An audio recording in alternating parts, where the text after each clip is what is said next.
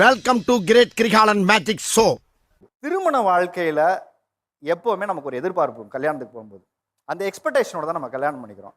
அந்த expectation fulfil ஆச்சா இல்லை அத வேற ஞாபகப்படுத்திட்டீங்க. நெஞ்சமெல்லாம் பொண்ணா இருக்கு தம்பி. இல்லையா? அழகான தேவதை நமக்கு திருமணம் ஆகிறதுக்கு நமக்கு பெண்ணா மணப்பெண்ணா வருவான்னு எதிர்பார்ப்போட இருந்த எனக்கு தேவாங்கு மாதிரி வந்து சந்திச்சு சார்.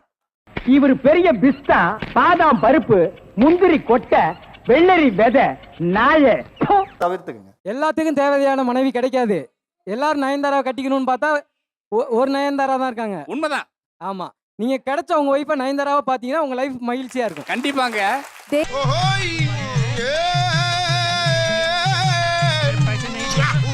தேவதை மாதிரி ஒரு பொண்ணு வேணும்னு எதிர்பார்க்கறது தப்பு இல்ல. ஆனா நாம தேவதைக்கு ஏத்த புருஷனா இருக்கிறோமா அப்படின்னு முதல்ல தெரியணும்ல.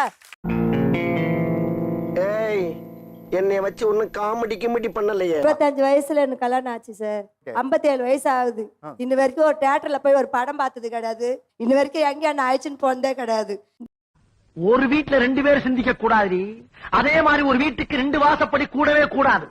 புருஷங்காரன் சிந்திக்கணும், பொண்டாட்டிங்கிறவாத ஃபாலோ பண்ணணும். மேரேஜ் வந்து வீட்டில் பெரியவங்க பார்த்து கல்யாணம் பண்ணி வச்சாங்க. அந்த பொண்ணோட எதிர்பார்ப்பு என்ன இருந்ததுன்னா தனி கொடுத்தனம் இருக்கணும் அப்படின்னு சொல்லி கல்யாணம் ஆகி ஃபர்ஸ்ட் நைட்லேயே அந்த வார்த்தை அவங்க கேட்டாங்க. எனக்கு அப்படியே ஷாக் ஆன மாதிரி இருந்தது, ஒரு இடியே விழுந்த மாதிரி இருந்தது. நான் அப்படியே ஷாக் ஆயிட்டேன்.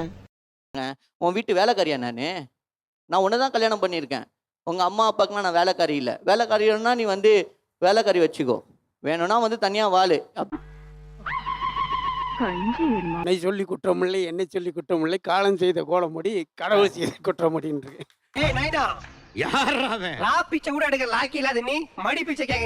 நடந்திருக்கும்ல. எல்லாத்துக்குமே ஒரு சினிமா கூப்பிட்டா கூட வரமாட்டாப்ல.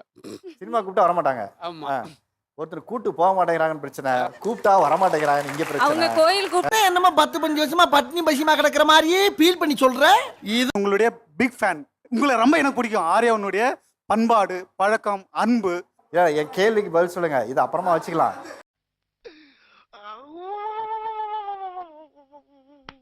நீங்க ஐஸ் வச்சீங்கன்னா நான் மாற மாட்டேன். ஐஸ் எல்லாம் வைக்கல. நான் ரொம்ப ஸ்ட்ரிக்டான ஆளுங்க சார். வெளியில நான் ராஜா, வீட்டு உள்ளார கூஜாவா தான் சார் இருக்க முடியுது. இது பாருங்க, நான் சமையல் செஞ்சு வீட்டு வேலை எல்லாம் முடிக்கிற வரைக்கும் வெளியில எங்கேயும் போக கூடாது.